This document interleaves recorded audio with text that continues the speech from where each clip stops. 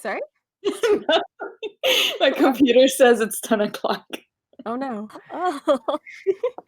So welcome everybody to this Sunday's first Hiveworks stream.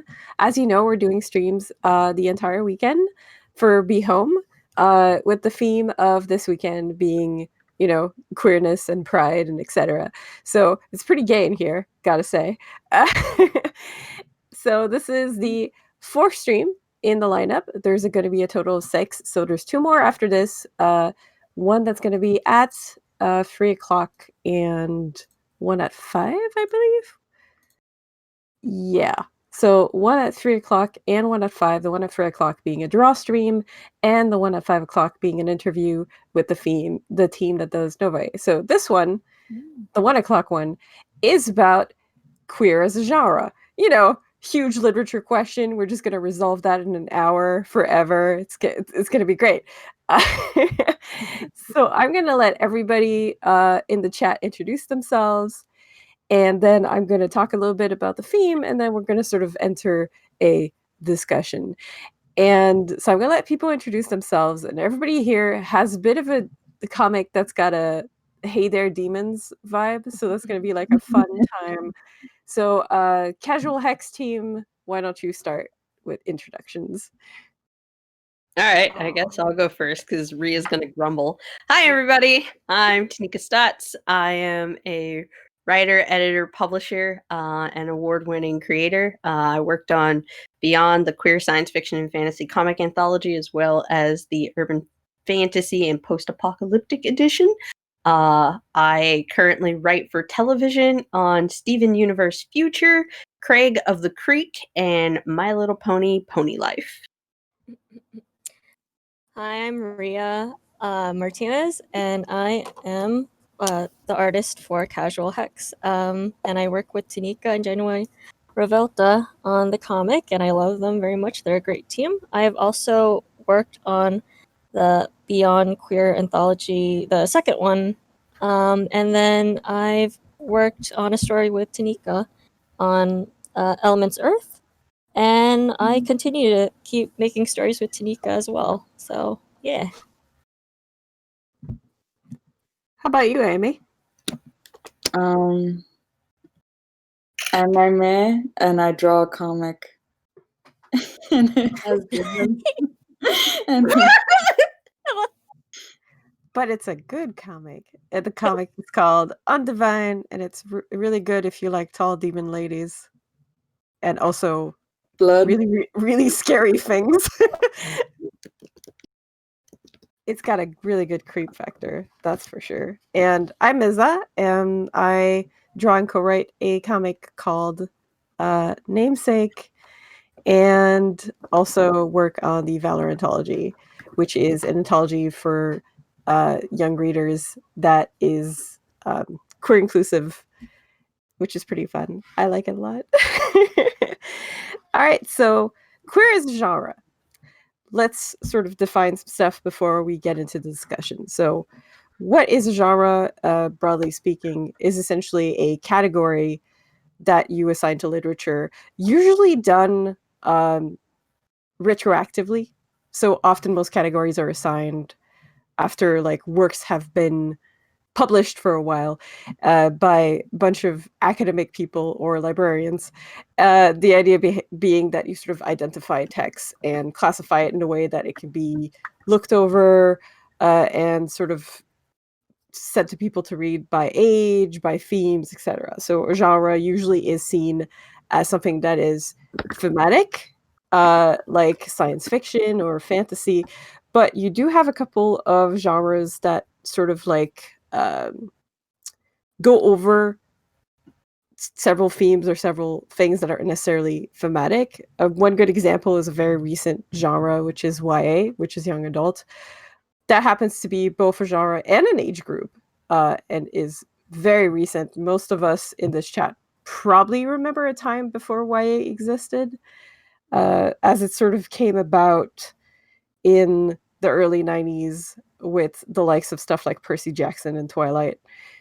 And the birth of a genre is always like an interesting moment. I had one of my coworkers back when I worked for distribution networks of books had this joke that as soon as there's a library code for it, there's editors paying for it.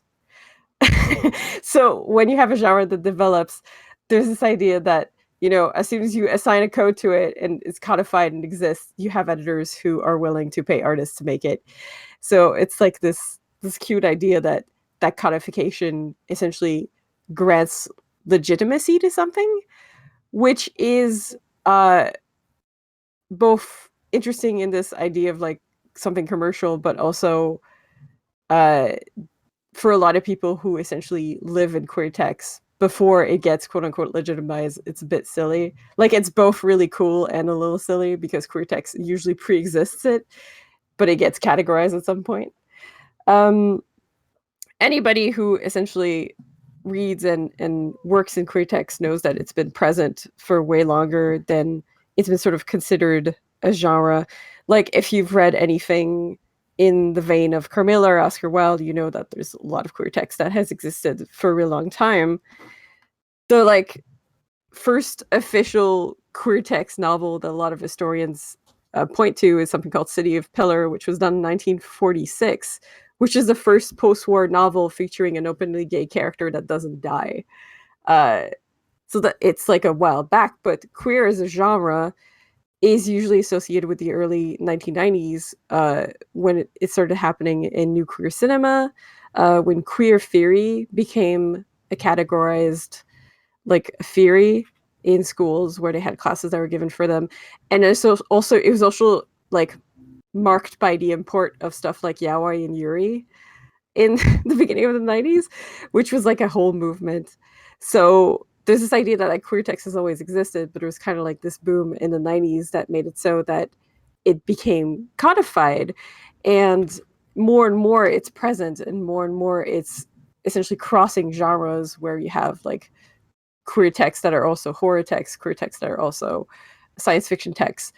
And a good example actually of that sort of thing is actually Tanika's work that has been rewarded by several awards for essentially as like anthologies of queer texts, which is really cool. So long story short, genres are a bit bizarre and they are extremely formative, but also a bit silly to talk about, which is probably why people debate them endlessly. So we're going to sort of discuss that today in a bit of a casual way. And I wanted to sort of start with this question to each of you, which essentially, what was your first personal exposure to what could be considered queer texts? And this time I figure we could start with Amy. I can't remember anything very specific, but I remember back in middle school, I have this friend, and she's the one that showed me all of her BL collection. Oh my god. So she also was the one that showed me Silent Hill and all the other horror stuff. And so it kind of went hand in hand with the whole gay horror. She's a mortician now, so it kind of worked. What? Amazing. And from there, I kind of, you know, because Hispanic culture is very heteronormative, so it was a new thing for me to explore. And then, you know, the internet. Mm-hmm. I actually had a friend who also had a box of BL, and when she moved recently, she just had this giant box, and she was like, "What do I do with these?" Because she couldn't donate them, because most donation places are here around here, like public libraries and Catholic centers. So we were like, So your first exposure was like the BL box, the traditional. No, she didn't hide. No, actually, she did have it under the bed, but it's because she had so many.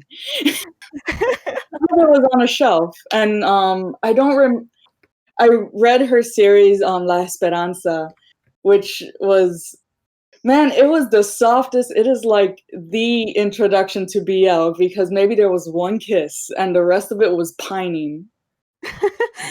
So much pining. It was just pining. Yeah, not like they do it these days. These days they really go hard. There's still a couple of pining ones, you know. They're pretty cute. How about you, Ria? What was your first exposure to? Boy, the minute IMA just said middle school, I just had like war flashbacks. Yeah, every time I try to think of like how I was introduced to this type of content, because like I'm Filipino, so I was raised extremely Catholic as well, and everything Oh my god, was there's taught. like a bunch of Catholics in here. Yeah, and so like this was like the stuff I had to keep hiding away from my folks. But I had a friend that introduced me to the yaoi genre through gravitation. I'm so ashamed Oh of my that. god. But I never really read the manga for that. The one that really stuck out to me that I really enjoyed was Orin High School Host Club, and when I found out, Oh, like yeah. I guess I was more into shonen ai than I was like, I was extremely young and very prude, so I couldn't handle reading any of the, extreme yaoi stuff that my friend would show me. So I really do enjoy the pining stuff, especially the ones now where BL nowadays is more domestic, and I really enjoy that. But yeah, that's how I got introduced, was the hardcore stuff. I mean, Uran is interesting because you don't always think about Uran as Yeah. queer text, but then when you think about it, it absolutely is like You from know the what it get-go. was? Yeah, it was also my first time seeing um somebody I felt like I could relate to. 'Cause I wasn't very feminine growing up too, and then Haruhi was like just chill with cross dressing, and I also didn't know that was like a thing either, because I was extremely sheltered from that kind of stuff. But I don't know. I enjoyed reading that series. I thought it was great. It delved into a lot of stuff, actually. You're right, though. It wasn't really considered BL as well. No, it wasn't. It was like right there in the shoujo section. I remember Mhm. reading it for the first time, and I'm like, this is kind of gay. Yeah, I know, exactly. There were lesbians, there were gays, was there a drag queen? I think her dad was. Yeah. Yeah, her Yeah, dad was a drag queen. yeah, and like it was all kind of like, of course, it was like the shock factor, but then as you kept continue reading that series, it would just like seemed more normalized as you let the characters grow, from what I remember. I actually really liked how the dad's story because like thinking back on it with your memory, you think it's shock factor, but I actually reread the manga lately Yeah. and it's not really. She's just like fine with it. She's Yeah, like, The exactly. existence is shock, but if you take that apart, it's kind of just whatever. Yeah, yeah, exactly. it's fine. It's all good. How about you, Nika? What's your first exposure? I'm old. So my Oh, let's first get ready. Oh, yeah, I hope it's goddamn wing. Please we're be going goddamn back in time. All right. My first experience with queerness in literature was actually lesbian pulp fiction novels. That I found in my grandmother's collection of old romance books. While we were cleaning up her house one day. Uh, and I mean old. Like these books are from the 1930s to 1950s. As far as queer authors that were writing them at the time, so they're seriously high in the pulp and definitely in the fiction where the girls get to live happily ever after in the end, and sometimes as cousins. It's kind of like the preamble for a lot of the other literature that I stumbled into later, which would have become Ranma One Half and various other comic books that I found in my local comic shops. So for me, it was kind of like the two worlds merging. I had written fiction, which was literature, and then I had graphic fiction, which I absolutely clamored to and kind of made my entire being at that time. Wow. Are those books still like present? Did you Which books? Because I have the original pulp ones like yeah, actually, a oh my lot of them god. have been republished. Lesbian What? pulp fiction, as well as gay pulp fiction, Mind you, a lot of it was very white coded, but I found one or two that were actually POC coded, usually within the sense of bigger taboos that would have been around at that time, such as interracial relationships. Those are usually like the backgrounds of the books and not the foregrounds, but most of them were detective fiction mixed with Western fiction. Sometimes the women weren't the detectives, they were the detective's secretary that then stumbled into the case and then became the detective of the case. It Oh no, I solved it for you. yeah, pretty much. And there's one where the guy gets the girl at the end, and I was like, I feel lied to. But lesbian pulp fiction as well as like gay pulp fiction, most of those have been reprinted by various publishers throughout the ages. I think one of the ones I remember the most, gosh, I'm trying to remember the name. Spring Fire, I think. Something like Spring something. But anyway, it sold a ton and it won an award.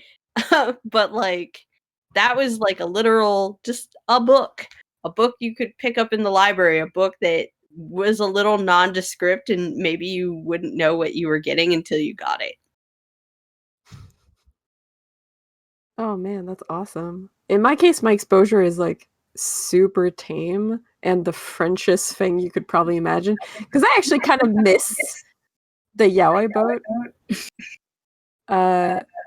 Oh, I'm echoing for somebody. Huh? You are? Yeah, I can hear myself echo. Anyway, it's probably fine. Yeah, so I was essentially I've sort of missed the yaoi boat. A lot of my friends got into it, but I was like a bit too old. No, a bit too young at first, and then a bit too old that I just sort of bypassed it completely. It's because you're Catholic. Yeah, it's that's the thing though. Wait, because that's the thing. French comics, they translated a fuck ton of yaoi. Yeah. Like so much of it. Like it was really easy to get into it. I'm not sure how I missed it really, but how I really got into like queer comics was Rose of Versailles. My mom was a huge fan of Rose of Versailles, and she had the anime, and she had like this old print of the manga, and I read it, and I was like, oh, this is really good. And then I got into Sailor Moon, and it's really weird because Sailor Moon I've actually never seen the anime, like never, but the manga is so near and dear to my heart, and it's so very delightful and in its queerness, and I just love it. And that was really the first like, yes, this I'm is just great. grateful that Viz fixed the incorrect version that was going to come out from the re-release where they were like, yes, we still left in that they are cousins. Oh yeah, I saw the new dubbing and it's like hella gay with Yes. both of those. It's really nice. Yeah. Yeah, see, the French version, they just kept them girlfriends. See, I would I don't imagine. even understand, like watching the show, even calling them cousins, it's like cousins don't act like that. I mean, I guess they do. They can. Don't hate. These are really close cousins. Well, that was really weird too, because I remember I had friends who were English and I was reading Sailor Moon. They were reading Sailor Moon. And I remember this one friend who was like, they're just really good, like, family people. And I was like, what? Because we had completely different versions. And that happened a lot too with shows they would release. Like, I remember when they first released the Cardcaptor Sakura anime, and Cardcaptor Sakura has that weird teacher thing that we're trying to sort of avoid talking about that for a hot second. But there's a lot of queer stuff to it, and the character of Lee was like sort of canonically bisexual. And I remember when I saw that for the first time, I was like, yes, representation, baby, put it into my eyeballs. And I remember talking to a friend because I was reading and watching the French version that sort of just left that alone. And I had a friend that was like, what, he's not gay? And I noticed that they just changed everything. It was so weird to watch it happen in two languages and be like, but which one is real? Like at the time I was really like confused and wondering like if they made a bunch of changes to the French version and it was like bizarre, but now I realize that it's just like good old-fashioned American censorship. I feel So like there's just a lot of queer subtext, though, in general, as well as at the forefront from everything that Clamp has kind of put together and done throughout the years, including gender identity through the X 1999 series, so um, much of it. as God. well as Tokyo Babylon, and as well as like a lot of their formative works before they came into like the Chobits era and started working on things like Wish. I mean, Clamp even was Showbiz really had there. huge identity politics. Yeah, it Like did. it's all there is. Yeah. And I Robot- feel like in a way Japan has been able to address and kind of have broader conversations through literature and through manga as far as producing information, as far as their ideas, their ideology, and active conversation about queerness. I mean, a lot of it was used as jokes and subtext by some, but also there were much more delicate and heartfelt issues that were resolved through these works. Definitely, yeah. And I think it's really interesting too that we're talking about how like three of us have this huge Catholic background and we're like introduced to manga. Like it's just the whole like there's this openness that was present that I think was really attractive to us as like teenagers. That's like, oh wait, we don't have to repress everything and be miserable. That's new. Oh, actually, because I was raised secular, because Cubans generally aren't very religious. Mm. My friend, her mom is Nicaraguan, and she was hella Catholic, so Oh my she God. actually was a very religious background. And so she showed me the gay stuff, and I was just like, ah. And my parents, they were like, okay, that's a thing that happens over there, and that is pretty much how I grew up with it. Well, with the internet being finally invented for my old butt, I found places, not just with the doujinshi that I was buying or the books that I was reading, but I started finding queer comics online and various art forms in the form of places like Y Gallery and going to conventions like YowieCon, which I Oh my did, to not only buy and kind of celebrate what was this very niche and queer culture, but also to see the other forms that the genre was finally being manipulated into. And that included visual novels, even. So for me, I found it was just kind of like the little engine that could. It kept chugging along and it kept growing bigger and bigger. I think since we're sort of talking about this, gonna go into this because a lot of what we talked about our first experiences and often our most vivid experiences, and I think that's for a lot of people, still seem to be sort of in the quote unquote pulp category because, you know, doujinshi, pulp books, and even webcomics have a certain pulpy aspect to them. Debatably. I'm a big webcomics are extremely legit kind of person, but for a lot of people, webcomics are still like unpolished and pulp categories. So, you know, what's your first sort of like foray into like noticing that this isn't just like this little campy area where us the gays get to assemble, but like sort of transitioning into something legitimate and public? You know, what is the first work that made you go like, oh my god, finally other people are watching this? I mean, that's subjective to like each person. I can't say that there's one work behind it.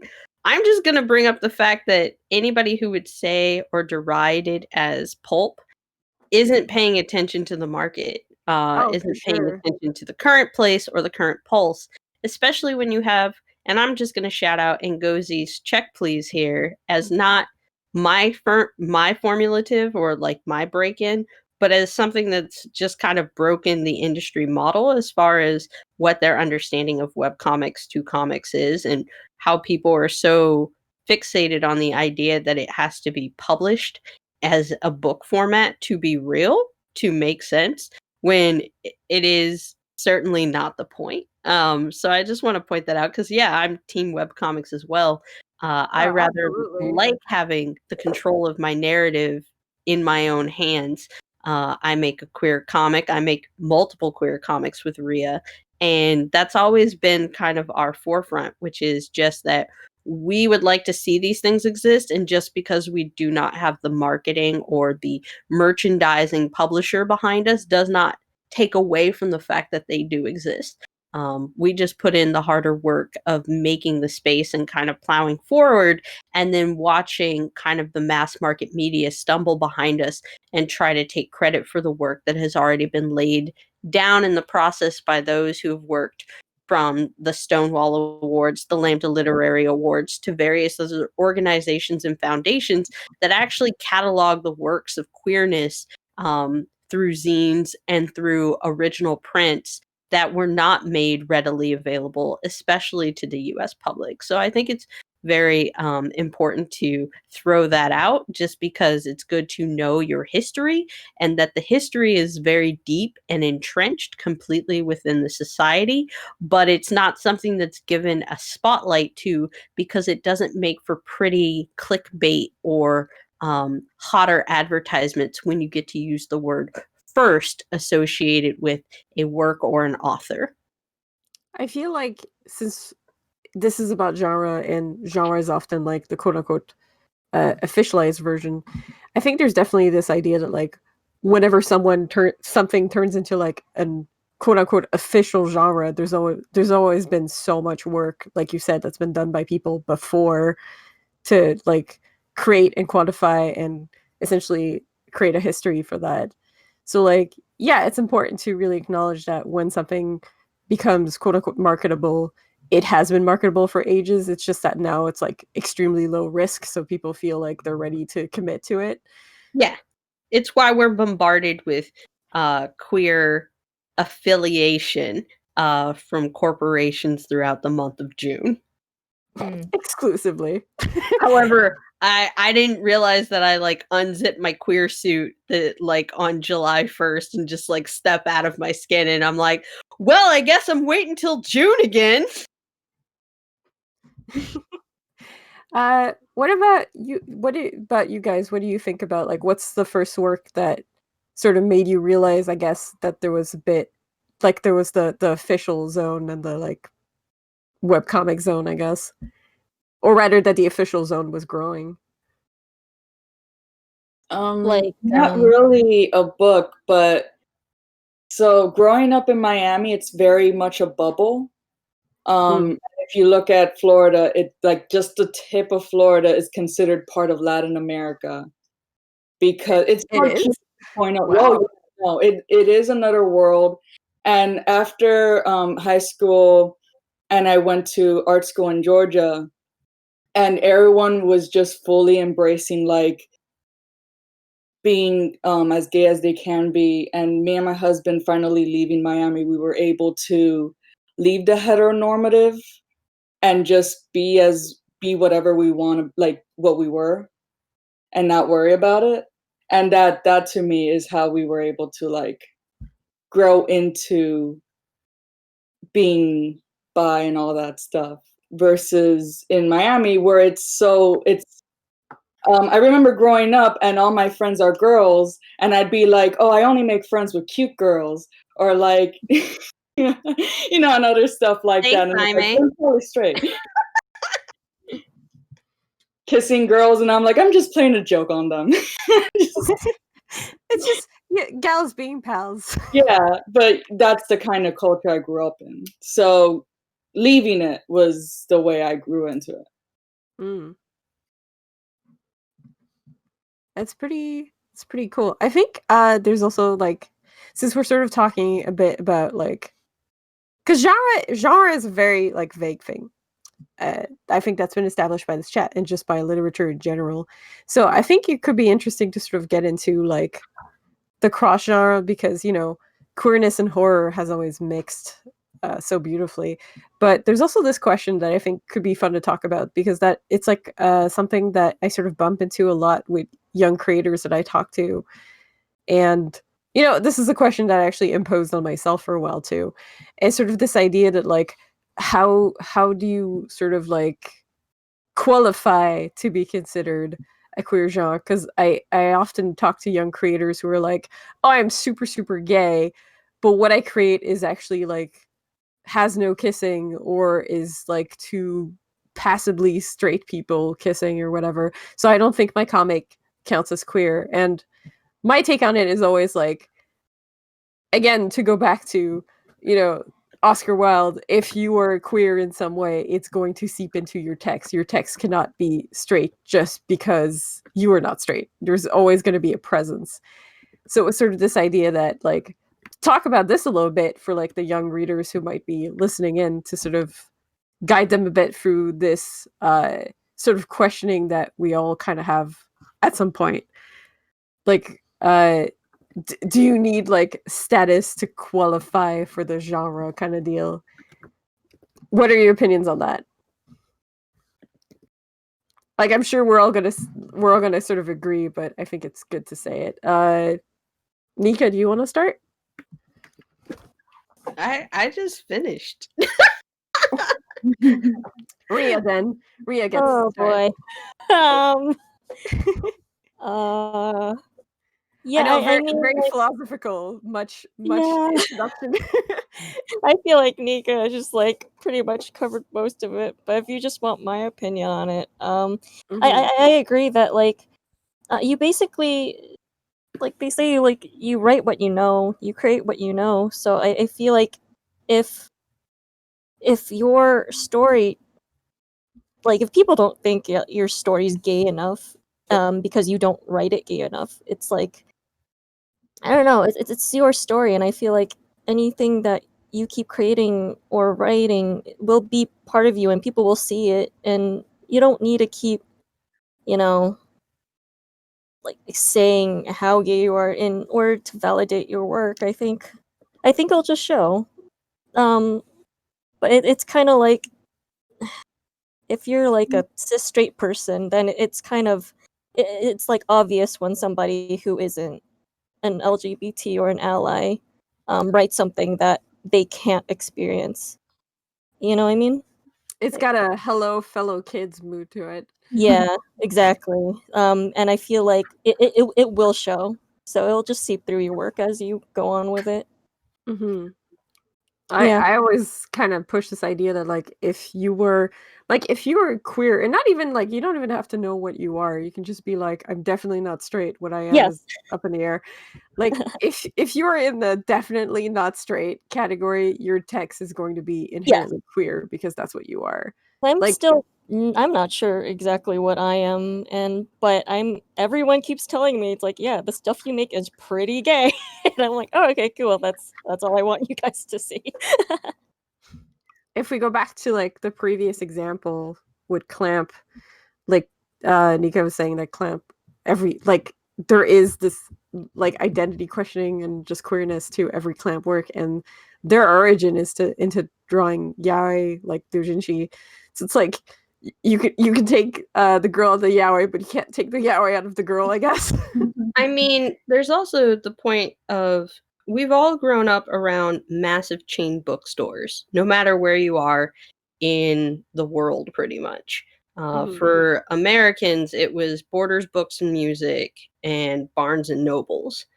If you go to Barnes and Noble and you look at what their manga section is now versus what it used to be, you can see the explosion that happened within queer subtext or the manga category and how most of it is now all queer books, kind of. You still have the mixture of like very like shonen and shoujo series and whatnot, but most of them have a lot of queer subtext to them. Most of the people going to buy them is because they're shipping the two male characters together with one another, even if it's not canonical yet, but it will be. Have you seen the canon, joke? right? Have you seen the joke when it comes to shonen where people were like, they're so bad at writing girl characters and they end up like all the meaningful relationships end up being between two guys. So they went so straight, it circled back into gay. Yeah. And The bromance Oh, is very no. strong. yeah. I mean, even for best-selling series, especially sports-related best-selling series, you Oh my find God. that a lot of queer fans gravitate towards those and find themselves within those characters, and then find the fun of their community kind of shipping or, drawing or writing fan fiction of those characters and then going from there. I mean, queerness is the kind of like fan fiction in general is kind of the inherent community based upon queer fandom. Those who wanted to slash, the Doctor and the Master together in Doctor Who, and writing, 10,000 to 50,000 word essays about it, or their own fake fiction, and then going further and getting an agent and then renaming those characters and then putting it out in the world. That has happened many, many times. Oh yeah, we can all think of at least one of those. When it comes to Yep. shonen, where people were like, yeah, it's just there's a presence, right? It's undeniable. We're here. We've been here, and there are a lot of people who've been here longer than us who have not gotten to have the same recognition, but are enjoying what's still, coming out as a result of the changes that are being made by that recognition. Well, I remember there was this podcast I was listening to, and at some point they started talking about the Bechdel test and how this like one joke from like this indie lesbian comic became like a huge like term in the media. It's like the presence is there, and it's been there for a while. It's just only recently considered commercial, essentially, which is what we were saying. Well, I know it as the Bechdel-Wallace test because everybody always forgets Wallace when they're adding to that. But yes, it is also just formerly known as Bechdel. Mm-hmm. Yeah, they didn't specify the Wallace part in the podcast itself, only the Bechdel part, unfortunately. Yeah, so It was Liz Wallace, that's why. Yeah. So there's this whole thing. If we're gonna get like, we're gonna get even more vague and philosophical now, because everybody here in this chat is kind of doing stuff that is a mix of horror and like mix of horror and a mix of a bit of like, in a way, like Christian myth, because if you have ghosts and stuff like that, that sort of taps into it, and like also demons. And so horror, that, and queerness. So I kind of wanted to talk about like horror as one of the genre that gets mixed the most with the queer genre, and sort of like what is attractive about horror to you as a queer creator, you know? Demons are sexy. mhm. Oh, okay. I guess we're done. Stream is over. Everybody go home. I mean, if you don't like a good demon, what are you doing here? What are This you chat doing, is not for life? you. I mean, that again goes down to queerness and fiction and fandom as far as like queerness identifying strongly with shipping two things together. So therefore, demons and angels, these, fiction, these imaginary beings having no genitalia in some versions and then making them make out with each other. It's the ultimate hotness for some folks. So yeah. There has been a Good Omens resurgence I was just with gonna TV say. series. Yeah. What about you, Amy? Why did horror attract you? What, like demons and like lots of gothic churches that you draw like a maniac? Like why that stuff? I remember as a kid, the first story I ever wrote had demons and angels, and I kind of just circled back to it. It's demons are sexy. I just think they're neat. I'm kind of I'm hoping there'd be something deep here, but apparently No, no. I'm really not that. It's funny because I like writing a lot of existentialism, but hmm I think it's neat. I mean, For it me, is neat. There's definitely I this idea of like the because it's weird because demons themselves, the baggage they have as characters, there's this aspect of like the transgressive and the corruptive a little bit. There's like this like ooh, there he is, the boyfriend. Like there's this little transgressive aspect to it that I guess is very seductive for people. Like I think it also comes down to the fact that for me, I grew up watching a lot of stuff like Are You Afraid of the Dark, Outer mm, Limits, Twilight Zone. These things didn't have complete queer subtext to them all the time. Alfred Hitchcock Presents, even. But horror was always a genre that held no boundaries or limits because it was on the borderline of science fiction in certain regards. Even Tales from the Crypt or Eerie, which are older series that I read as well, they had this very close fantasy of these people fighting against something together and overcoming it or sometimes succumbing to it and it still being really hot. So mm, having all of those works available to me but not include me kind of pushed me forward with me wanting to make it for myself and with my own control so that I could have them and still enjoy them and not like be actively adverse to them because only certain prolific authors at the time were allowed to write those works. hmm Ria, is there anything you'd like to add? Why I Why gravitate horror? Yeah. is sexy. Again, always going back to the religion. I think it's just because I guess it's like a way of rebelling.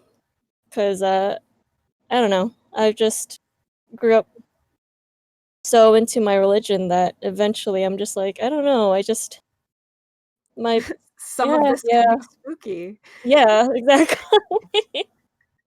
For me, I think it's just a way of rebelling, and I've always tended, like as a kid when I watched like a ton of Disney movies back then, I've just always thought the villains were just always so much more interesting than the protagonists.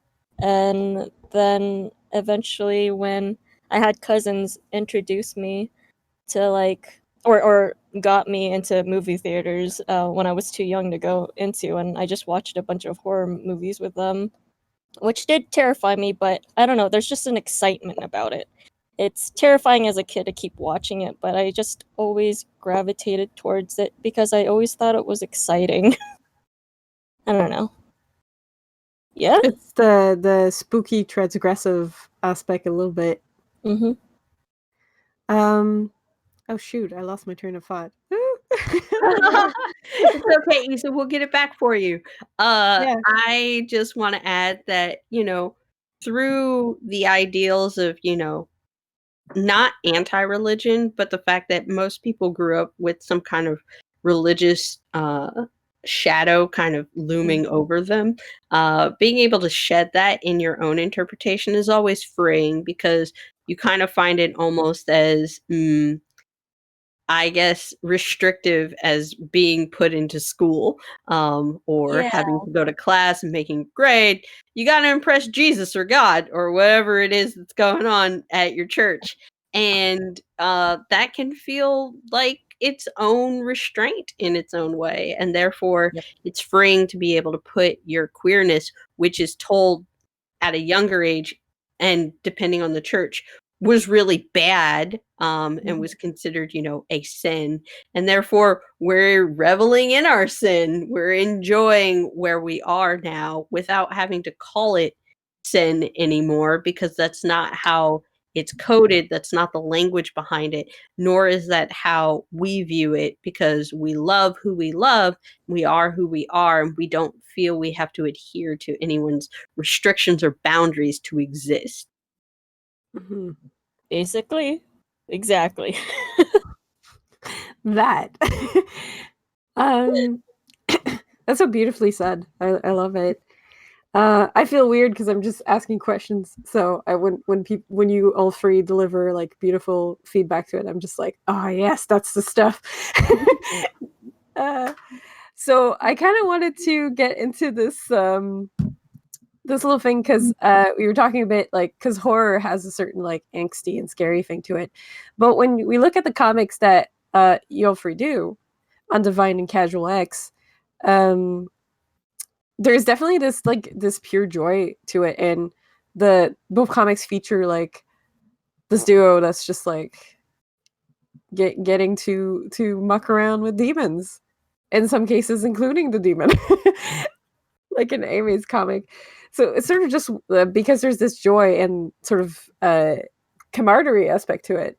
Like they're a team and it's great, but there's also like this deep angst. And I feel like when we talk about queer as a genre, we have to talk about how there's some stories that are extremely like angsty and dark, and you have stories that are very sweet. And there's often on the Twitters a debate like if angst is okay or if sweet is better, and I sort of just this idea that like, do you prefer angsty stories or sweet stories, and what value do you see to either? I prefer all stories. I'll just say it. I don't feel that one overrides the other. I feel like the creativity behind them is something that I lust for personally, as far as the fact that it exists when we've previously been denied our own existence for a very long time. I also find that there's a lot of people who would like to rally against things like graphic or gore or blood that you might see in the latter. And I challenge them to understand that just because they are not comfortable with it does not mean that it should not exist for other markets of people who do actually enjoy that format or that formula of storytelling. We've seen many other versions of it from a heteronormative lens that would just relegate us to side characters or devalue us as not part of the main story. Therefore, us being able to control that narrative now to give a different sense to those bloody horror murders should be allowed to exist in the same right, since it's been perpetrated or has been committed to us for so many years before. That's pretty much as well said as it could be. It's beautiful. I love it. Jaime, And- you write some dirty, delicious demons who bite oh the heads yeah, off angels. So, I mean, I wanted to get into that immediately. you're Like Amy, super graphic. So I feel like I'd like to hear from you about that. yeah, Um, please tell us about your demons. I feel like I can get away with it more without people getting upset that I'm making gay tragic or something, because mine isn't. It's not marketed as like, oh, this is queer focused or something. Even though none of the main characters are straight, it's so like, oh, they're gay, but this is happening. Yeah. And I feel like people just it flies under the radar, and people just see the angel guts and they're like, oh, neat, and then, and I can get away with it. Rad. Does it bother you sometimes that people like if people interpret it like the sorry, if people read the comic as like straight, does it bother you sometimes? I mean, yeah, but it's funny, it bothers them more than it does me. And I remember this especially early on, since Daniel's asexual based on my experiences. And I remember when it started, people were expecting UD to be some sort of dragon maid webcomic. And they wanted Daniel to be their stand-in for their sexual fantasies. And when that did not happen for them, they were so pissed. Wow. Yeah. Oh my god, can you imagine reading this comic and just like assuming you're gonna get dragon maid? Man. Oh yeah, and then and then the shit hits the fan, and it's great. Oh It's really wow. that happened, yeah. Oh, to be a fly in the wall of the comment section. Yeah. But yeah, that's mostly the issue I had when it comes to like my comic being gay, is just people expecting it to be their stand-in straight stuff, and it just did not happen for them. Mm-hmm. Yeah, that's pretty And much the only thing. I mean, how the name about of my comic is literally casual sex, but it's casual hex. I mean, how can you not understand this is queerness just from the title alone? I mean, we've even gone so far as to put the Philadelphia pride flag in the background of one of our characters because so many people were asking us, "Are you be gay?" Yes. Yes, they are. I don't know how much more gay I can make this. Yes, I know. I can go uber gay. And So also, we're not at a point where they are showing any like romantic affections towards each other. But if people just looked at my Instagram and the amount of doodles I draw them kissing, like they'll understand that it will happen. They just gotta wait. open the floodgates? it's also not a point of will it happen or Yeah. will they see it on screen. It's also a point of a journey that you take with the story, just as far as like with characters. Because now I have two journeys with Rhea. With Casual Hex, it's a journey in progress. With Cross Stars, which is non-horror, it's very much so already put because they're literally Romeo and Juliet, and there's no poison or death except for like Petra's gossip. So it's like each story is different. That's the best part is there's so many stories that you can keep enjoying other things while other things Yeah. continue to manifest and grow. Yeah, I definitely think there's this whenever someone's complaining about a specific story, I feel like there's this idea a little bit. I've seen people talk about that on Twitter that like if you make a queer text that's very enjoyed, people expect it to like represent everything and they're disappointed when it doesn't, instead of having this idea that's like, hey, we have so much stuff now. If you don't like it, which is fine, like you're not obligated to like anything, you can just move on to the next one because we have all of these now. And again, this is not to dismiss like discussions of representation that is not necessarily the most good. Like there are some people that write things that are harmful, and that's a completely separate discussion. But even then, they're still allowed to write that. Yes. But They're still allowed to have a journey just like anybody else. Mm-hmm. And it's like you can have a discussion about, is it okay to consume and print it in an official capacity, like to compare it to the straightest thing ever. There was the whole stuff with like 50 Shades of Grey where people going like, this is not good for the BDSM community. So it's like there's like a weird moral thing to you printing this. But then, no matter what you think about around that, the idea that the person actually wrote it is fine. Like, she seems like a weird lady, but the fact that she wrote it is totally fine. I mean, also, you can't just judge what that book will affect and what it will do.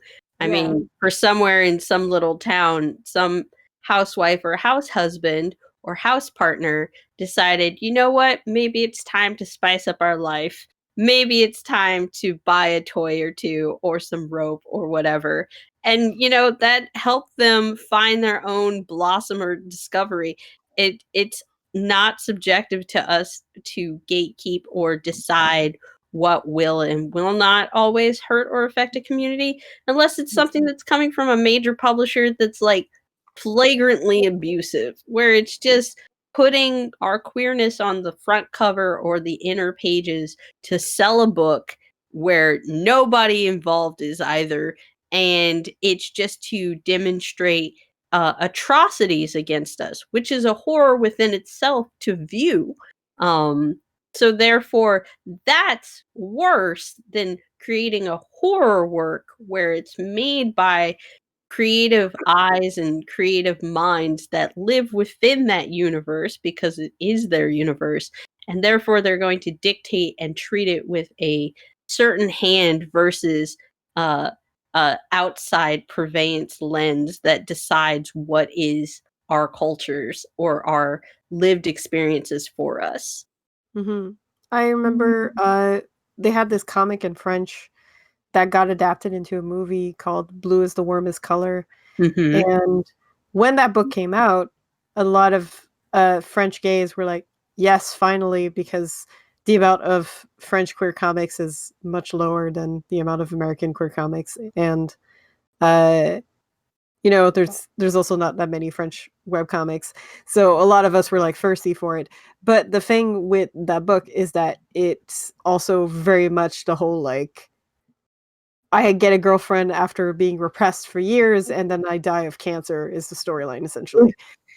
So a lot of people were super happy about it, but then immediately the debate happened of was this even a valid story to have Mhm. because it was such a like pain story. So but at the same time we had like nothing. So a lot of us were just happy to have something that was published into an official capacity and even adapted into a movie. And the movie is a whole other thing too, since it was done by like a male director Yes. and he had very specific ideas. So like I'm not What gonna lesbianism is? Yeah. Yeah. That guy's a piece of work. Like the movie is a whole other thing I'm not even gonna touch, but the comic itself is done by a gay creator and Mhm. was based on her life. Like she didn't die of cancer, obviously, because she wrote the book, but um like it was based on her life and it was a comic that she had to fight to actually get published. Yes. Yes, it is. And it was She had to so kill the character to get the comic published. Wow. yeah, she Literally had to. what she had to do to make it. It was literally a life or death choice for this character by the publisher's request. Mhm. So she was like she worked so hard to make this book that was so important to her and that was so unique because we barely had any in French and it was smack in the middle of a debate of like, but is this a legit queer story? And I was just like, come the fuck on. Like, Yes, please. it is a legit queer story, regardless of how many people want to be pedantic and decide that they can decide what is and isn't. That's not how society works, but we'll let them pretend. And there's like an added little story too. Because Yeah. right after they made Blue is the Warmest Color, this other French publisher made actually a comic for kids that is about a little girl who's like 10 and she discovers she's gay and she gets a girlfriend temporarily, gives her a smooch, and then dies. And I was just like, Gosh. It's so hilarious to me that that's coming out of France when France has just been titty popping comics. You can quote me on that since like the beginning of time. Like oh, but they're straight titties. They're straight titties. yeah, they're straight just for print for dudes, objective male gaze. Glala. It's so strange that where the body is not subjected to as much puritanical views as they are here in America, that it's just so long of a journey for France to finally get there. Well, they also don't have like because that's a thing. Like the US has more of a puritanical bent than French comics do. But French comics have like no presence for female creators or Yeah. creators of color at all. Yeah. And there's like this thing in French comics chats that I'm part of that essentially if you pitch to people, you don't say what your gender is, you don't like give your background. You're just like a blank slate that will be assumed to be a dude. Otherwise, they're not even looking at your stuff. And it's changing. Like it's starting, but it started in the most like cynical way. Like they started making like girl comics specifically, and they made stuff like they made this one comic specifically, which is a huge bestseller. It's a series, which is basically The Little Princess by Frances Oxen Burnett, but adapted as a steampunk story, and it keeps going with her as an adult, and she like makes robots and has girlfriends and boyfriends, and it's great. And it just became a huge seller, and just sort of this idea that like they were like, oh, we'll put this in the girly category. And they even created a label specifically for it. It's insane how like they girlified it. And then it made a fuck ton of money. And then they were like, oh no, I guess we have to get on board now because the women's are reading. It's just every change is so slow and cynical in the French comics that sometimes I look at the English side and I'm like, Steven Universe, these things, web comics. And then I turn to the French side and I'm like, ugh. Like I haven't bought a French comic in 8 months, aside from translated manga, which I don't feel counts because it's just a translated version, but like a French hardcover, it's been like 8 months since my last purchase, which was disappointed. We've got some questions coming from YouTube. It's 11. Yeah, let's talk about let's talk about Ace stuff. I'm into that. Yay, Ace characters. That sounds so cute. I'm sorry. As an Ace creator that's trying to create Ace characters, every time someone is like, let's talk about Ace people, I'm like, yeah. So someone actually has a question specifically about, and it's just going back to this meme that we both drew, AMA, but essentially David being Ace, how did that impact creating Hot Day? Again, it's based on my experience as Ace. And I remember back in 2014 when I first made these characters, I didn't even know what asexual, like, as a phrase, as a concept. And I remember making it and I'm like, this guy is not going to be interested. And I didn't realize, like, oh, that's just asexual. Anyways, and in regards to Hot Day, I like sex as a concept of exploring relationships between characters. To me, it's just another form of like, oh, this is just another step, another level of character intimacy. I'm not doing it out of, for personal kicks or anything. I just find it interesting. What's embarrassing is people reading it and then I have to, like, not think about it. I can't even look back at the comic because I know people have seen it. It's kind of funny to me because I worked with Aime while Hot Day was being created, and I was actively, obviously, reading it, and it's really adorable how squeamish Aime gets in conversation and relativity to the comic and content. I will draw some really hard shit, and then I'm like, but don't look at it. But don't look at it. Oh but my I have God. to look at it because it has to be published. Even for my Patreon, when I show it to my patrons, I have a rule. I'm like, don't make me uncomfortable about this because I am very shy. And Here's I'm the content. Don't talk to me. yeah, Don't they're allowed to say Aime. but they cannot say I find this hard, or they cannot get too personal with it because then I'm uncomfortable. I mean, I get it because oh my God, I will, because I work at Slipshine too, and I will like edit porn comics and just have like giant dicks on my like 20 by 20 screen while my boyfriend walks behind me, and I'm like, this is fine. But I draw characters like kissing a little intensely, and I'm like hiding my sheet of paper with my hand.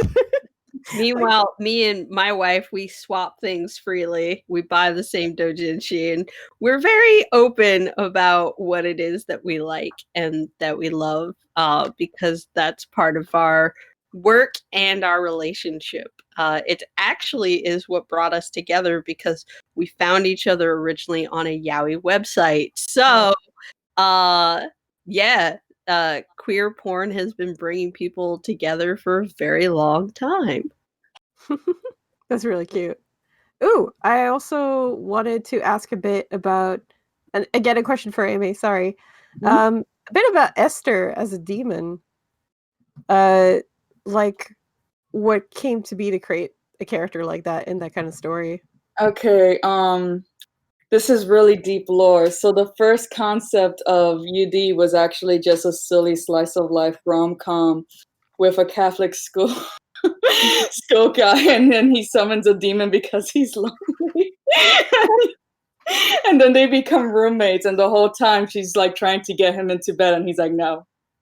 And then Wait, how is that not the current story? And then over the years, I'm like, let's make it sad.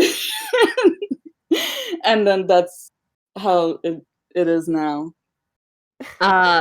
We have a a comment. It wasn't a question. It said drawing not safe for work versus non-sexual stuff feels like two very different skills. Rhea, I think you should answer that. What? Oh yeah, Rhea. Give us your opinion. Because you do have a lot of feelings about drawing more sexualized stuff, which we haven't done publicly. Yeah. huh.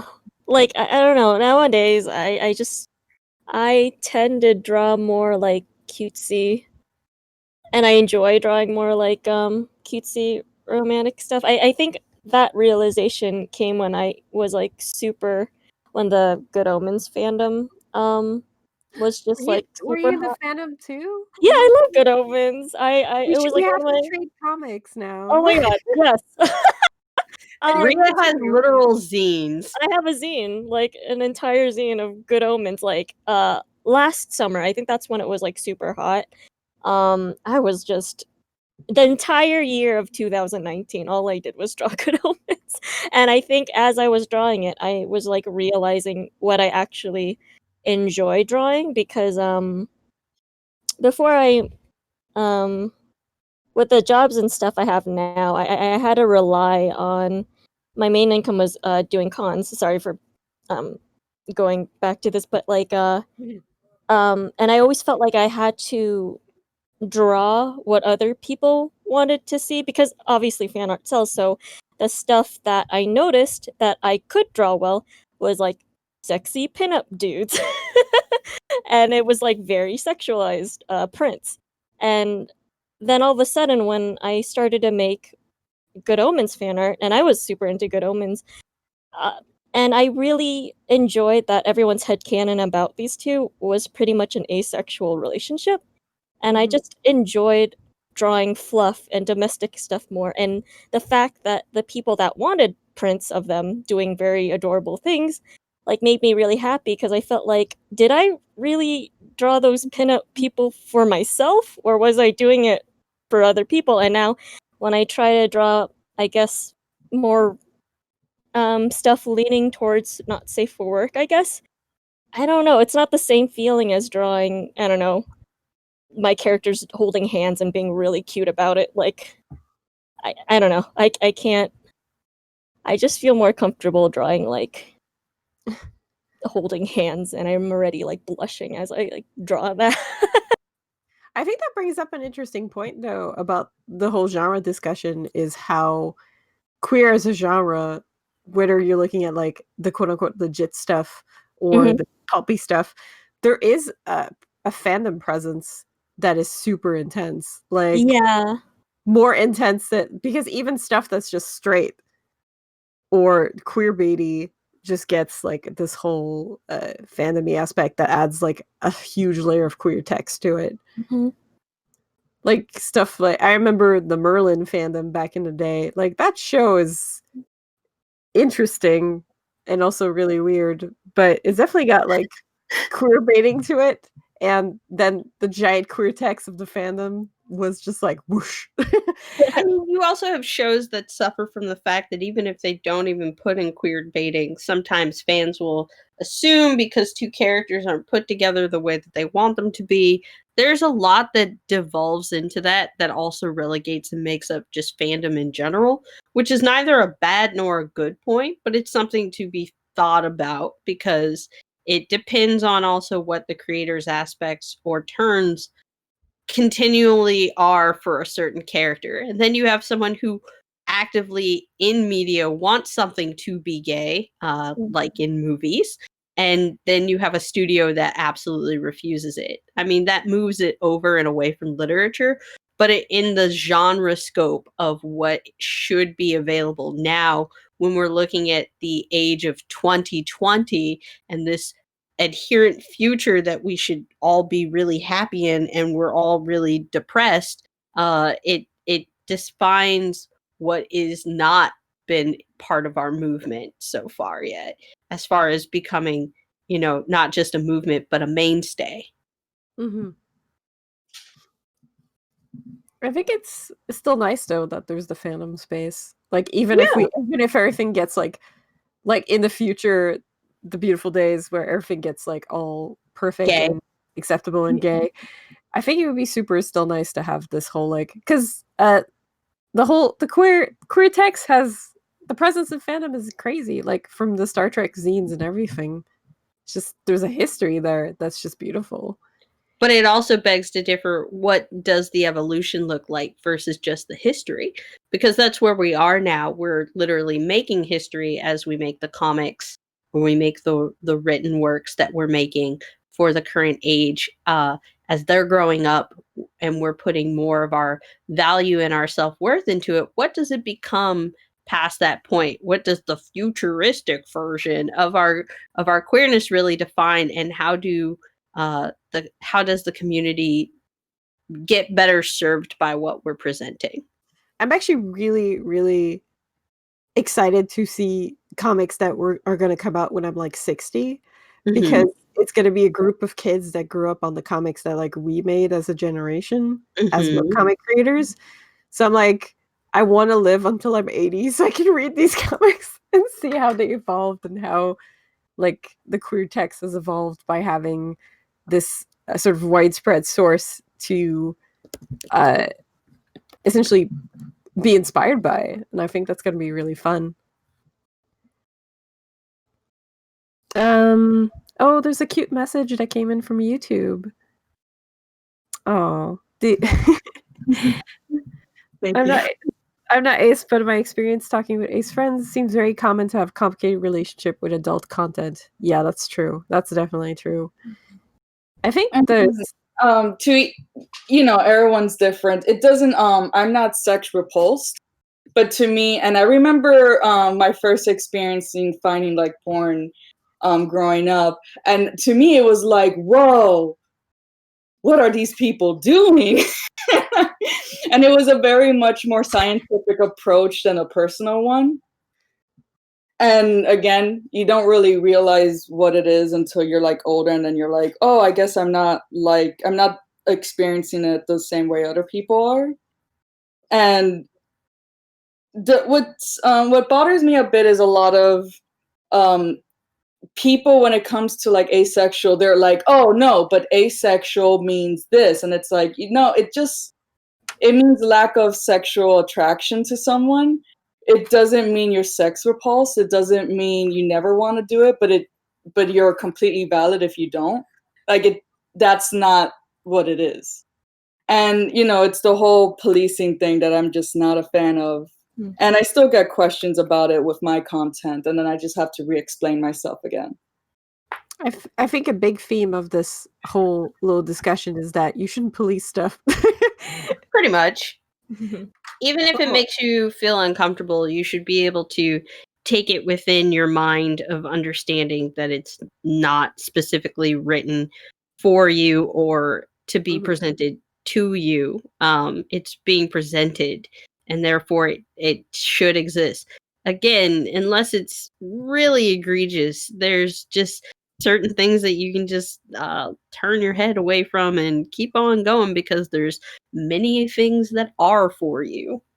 Yeah, and even then, me personally, whenever I read something that makes me uncomfortable a little bit, instead of going like, "Bah, what is this?" I'll be like, "But why is it making me uncomfortable? Let's think about it. Let's think about whatever's going on in my brain that I'm not dealing with, or that I'm not like, or maybe just like think about it so I can be like, oh, this is why I don't like this." I mean, there's also a hard line. Like, I'm not going to read your racist literature and be like, this is okay. That is not okay. I know why that's not okay. And I'm not going to read like someone's queer interpretation of what it's like to mutilate one's body, and it comes from the form of a very disgusting or just gore-tastic point of view. There needs to be a point and a purpose to a lot of things, and it's not just what your fantasy of our relationships is. Yeah, I mean, despite all the gore and blood and violence I like to draw, it's not glorified in my comic in a way that's what's the word? Blaxploitation, but instead it's like violence exploitation. Mm-hmm. You see what? Yeah, or gore sport. It's not Saw. Yeah. It's not a slaughterhouse. Which that's fine too. I mean, I've read Slaughterhouse queer comics, and I don't have a problem with them because they have a point, a character journey. That's the case. It's not No, I don't like it when it's just let's just see people get cut up. Mhm. But there's a means and a purpose for everything, and they just happen to like if this is the message, this is the way it's going to be portrayed. Queer people are allowed to be goth. They're allowed to Yeah. be dark. They're allowed to enjoy dark forms of humor. It's the same as like there's, black people who are goth and they enjoy dark senses of humor and dark works.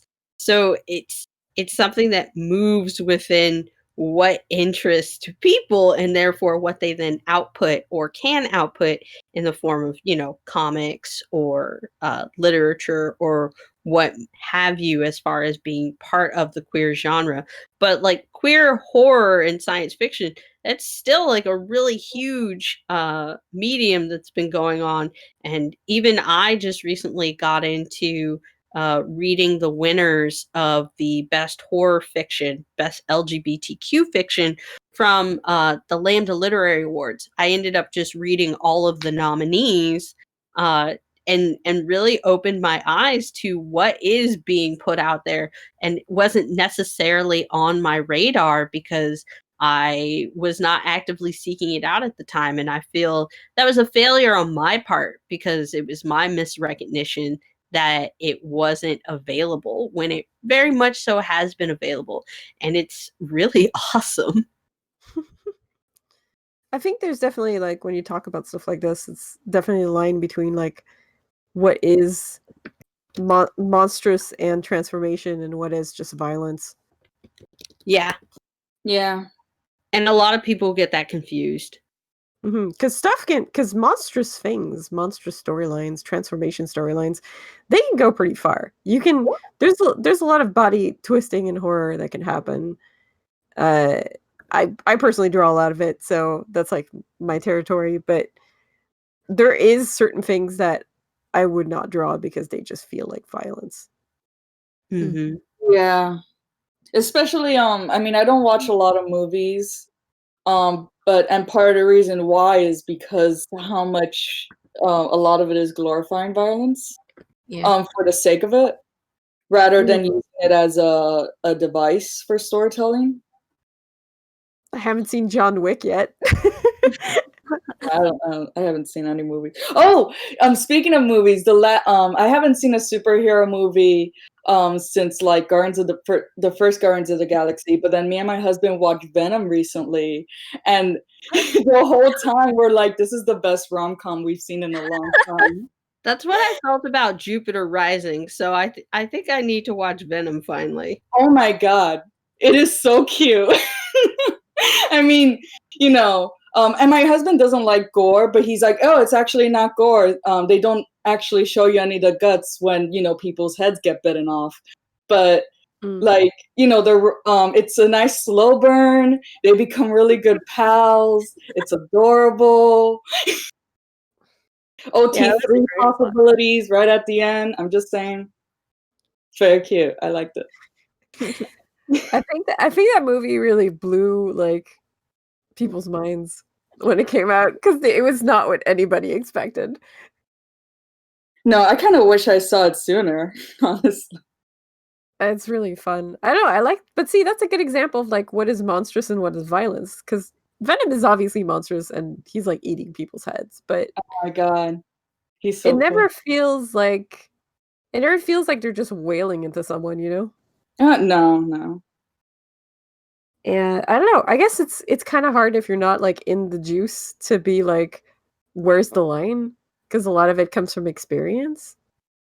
Like I feel like when you first write your first like horror gay comic as a teenager, you always go too hard because you're new at this and kind of edgy.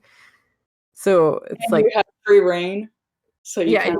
And don't forget your characters' names are usually like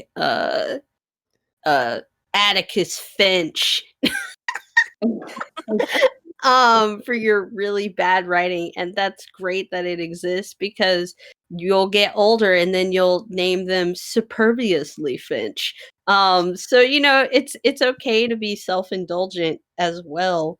and grow up with a sense of self-indulgency as far as really falling in love with the tropes or even just the idea of a trope that you can present into your fiction or media.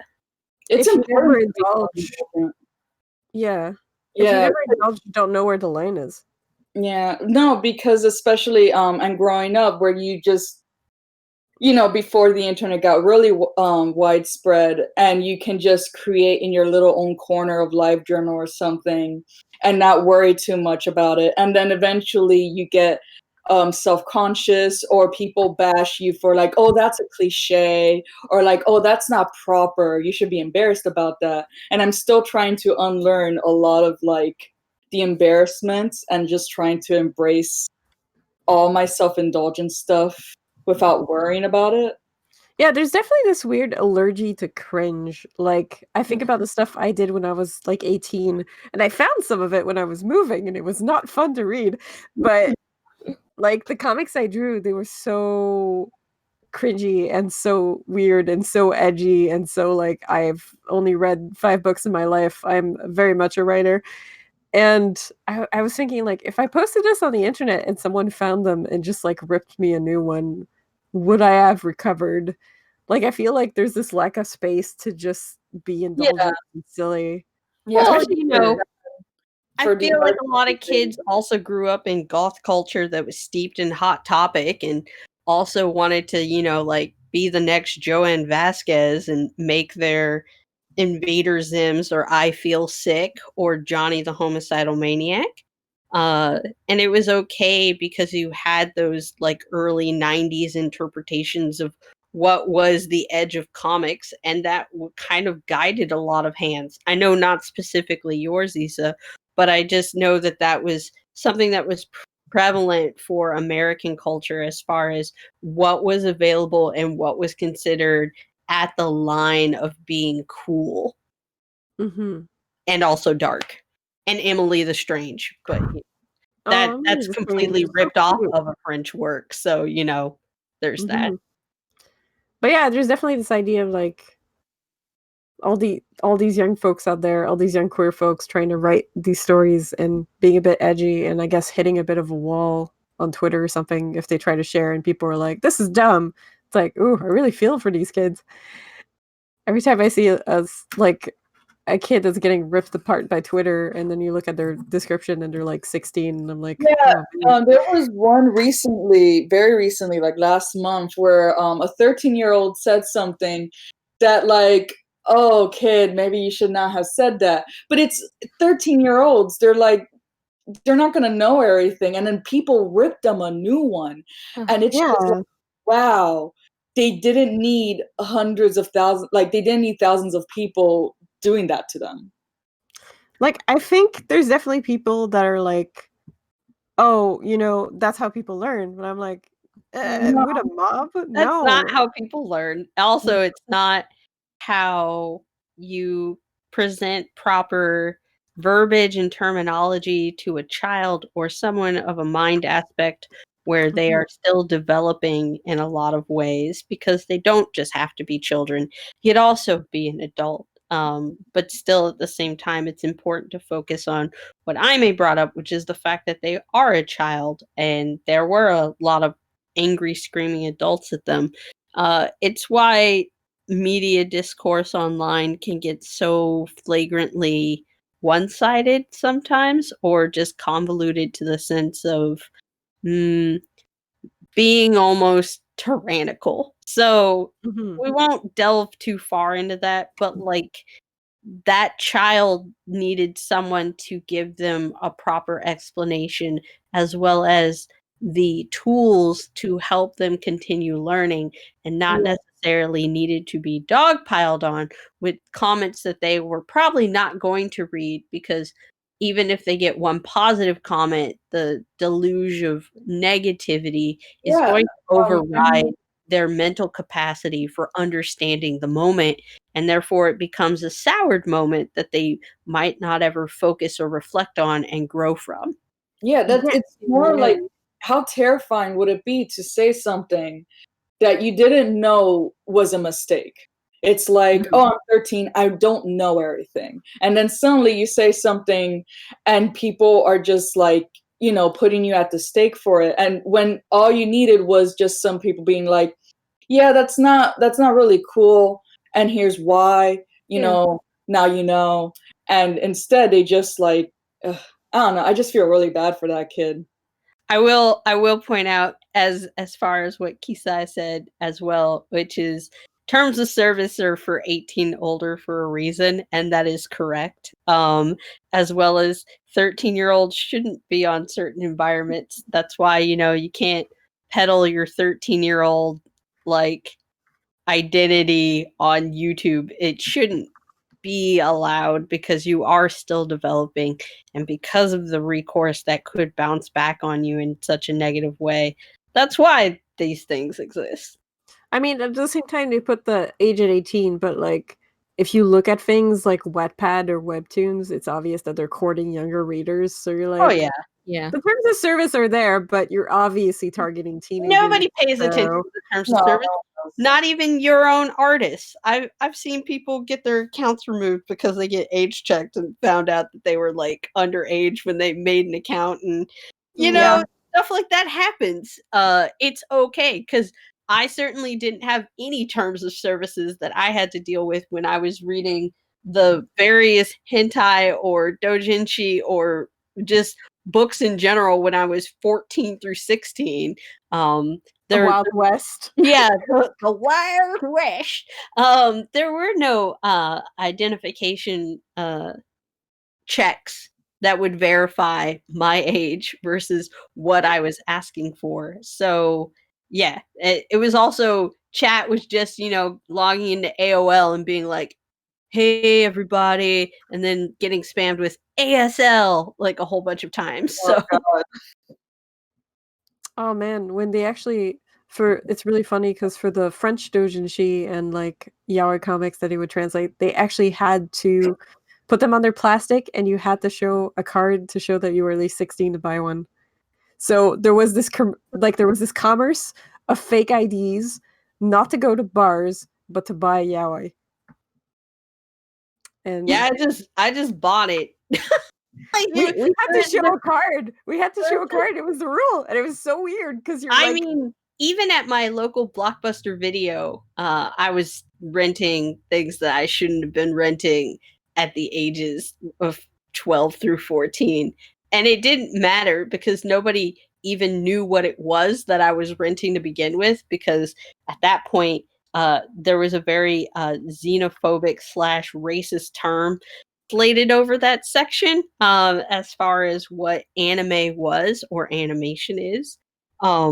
So yeah, it definitely, I got in by there being no radar at that time. oh That's yeah, nobody ever got carded at Blockbuster. They did not care. Yeah. I think since it's 2:30, we've probably hit about as long as the stream is going. So we should probably do a little bit of a closing statement. So I was thinking we could sort of go one by one to talk a bit about our respective comics and then say goodbye to everybody, if that's cool with everybody here. Yeah. Yeah. All right. So let's first do a little presentation for Undivine. So Undivine is by Amy. Undivine is very, very good. One of my favorites because I like trash demons. It's essentially, like Amy explained, about a young boy called Daniel who is a bit bored and summons a demon and ends up in some angel demon shenanigans. Currently, there's how many chapters? There's 5 now. I already started drawing the 6th one on Patreon. Wow, awesome. It's got beautiful colors, beautiful characters, a lot of bonus comics that are also 18 plus if that's something that you are into and of legal age, want to check out on Amy's Patreon, and also available in print, I believe. Yeah, there's a hardcover that I have. But for the Hot Days stuff, is that that one too. Okay, because I know you did a Kickstarter, but I don't know if you still have copies. No, I do. Good. So yeah, you can check it out as hard copies or online. The link is in the chat. Casual Hex is it's so creepy. Yeah. So it's done by Tanika and Ria together as a group. I feel like my favorite part of Casual Hex is it weird to say that it's like I'm very stressed by like the personal tragedies of characters sometimes. Like Yeah. whenever there's a scene that's like a dream sequence or like a flashback, I'm always like, "Oh, please survive my baby." But like he's old in the comics, so I know he survives. I'm just dumb apparently. No. Because every scene that's like that, I'm like, please be okay. And then it's like, well, of course he's fine. He's a whole ass adult now. Maybe not emotionally, but. No. And my other second favorite thing of the comic is Ria's art, which is extremely striking and has a mastery of contrast that is absolutely delightful. I'm a big black and white comic person, and though Casual Hex is not in black and white, there is a mastery of the contrast that is very reminiscent of it, and that is very enchanting. You've seen some of the images flash by on the streets, like the one with the hat, especially. It's just like, yes, that's the stuff. I love it. Obviously, beyond Casual Hex, you can also find all the anthologies that Tanika has made, several of them being award recipients. So we've got Beyond, which won the Lambda Award and the Ignaz Award, I believe, in 2015, 2017, I think. Yeah. And you won a Neisner in 2018 for Elements. Elements Fire, a comic anthology by creators of color. Yes, that's it. So if you like, Casual X is available to read for free, and the anthology books are available for purchase as ebooks and print books. So you should definitely check them out. And you know, it's got that beautiful queer stuff. And when it comes to queer genre, we literally have an author here who has been like acknowledged and rewarded for it. So there's definitely some good stuff to check out if you want to get into it. If you Well, I guess it's a good place to start if you've never really read queer texts, but if you're just a fan of queer texts as a whole, it's a good thing to add to your library. It's just good old fun. So yeah, do you guys have anything you'd like to add before we close out? Keep making comics queer. Yeah. Yeah. Yeah. Good. Absolutely. Yeah, that is probably the best thing. You should also watch Venom. Yes, please watch Venom. Good rom-com. It's a good rom-com. Also, read Around High School. Oh, it's a good comic. Also enjoy Wandering Sun. Oh, Wandering Sun is... Oh, man. It gives me emotions. Or read My Brother's Husband. Have a great day. Thanks for coming, everybody. I really appreciate everybody's input. I know it was a very, like, it's a bit of a vague and a bit philosophical, dense theme, but I really appreciate all the input that was done. And I think, like, it's ideas that are a bit, like, generally accepted by everybody who sort of works in queer text, but it's good to sit down and sort of say them out loud once in a while, too. Just the answer is yes. Yeah. It's always yes. And here's the future comics that are going to come out influenced by what's being produced right now. It's going to be pretty great. And just like as a little last thing to add, I'm so glad that Tanika is working on ponies because I'm obsessed with My Little Pony. That's just a me thing. I love ponies. I'm calling myself out. So I'm really happy. Rewatching the whole show. Oh my god, I am too. Season 8, I'm almost done. Look, friendship is magic, okay? That's just It how it is. certainly is. Well, thanks for tuning in, everybody. As always, recording of this is going to be on YouTube. And please stay tuned in for the upcoming streams.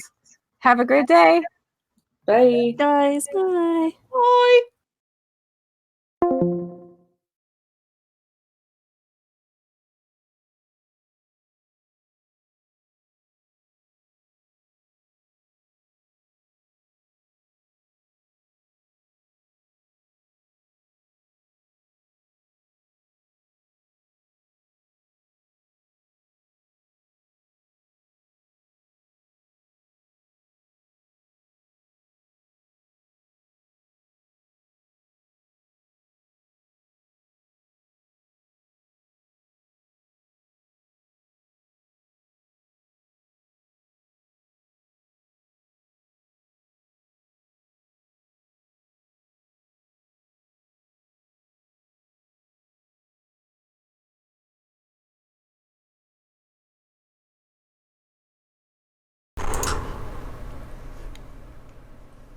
Let me make sure that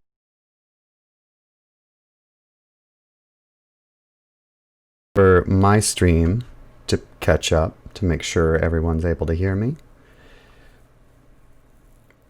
How'd y'all like the panel?